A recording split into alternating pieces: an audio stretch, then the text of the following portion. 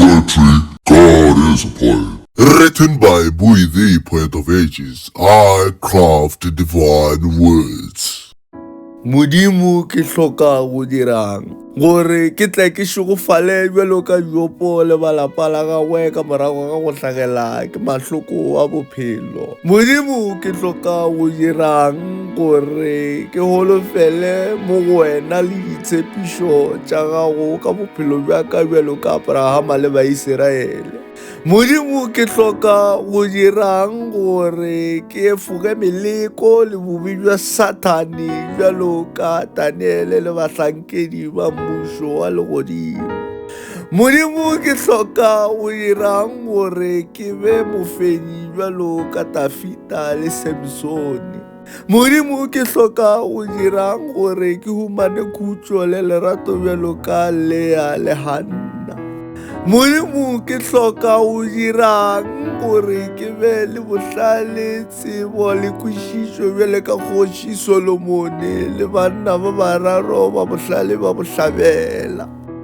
Modimo ke hloka go dirang gore ke tšwele pele go hlankela ka nnete le ka botshepegi bjalo ka Nehemia.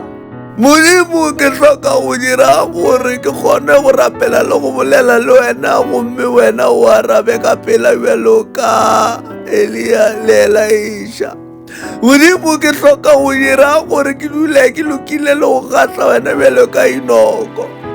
Modimo ke hloka go dira gore ke kgone go phedišana le batho bjalo ka Josefa. Modimo ke hloka go dirang gore ke kgone go amogela gore bohloko bo tiišeletša le go lokafatša maitshwaro a motho ka mmogo le phološo ya Jesu Kriste bjalo ka Paulo. Modimo ke hloka go dirang gore ke hume ebile ke tšwele pele go tsoma bogona bja gago bjalo ka Sakios. Modimo ke hloka go dirang gore ke amogele gore o tlo no dula o le Modimo le ge nka se go lemoše le go reta bjalo ka Farao le Herode. Modimo ke hloka go dirang gore o tsebagatšwe gore ke wena ya bušago legodimo lefase tlhago ka moka ga yona bjalo ka Johane Mokolobedi.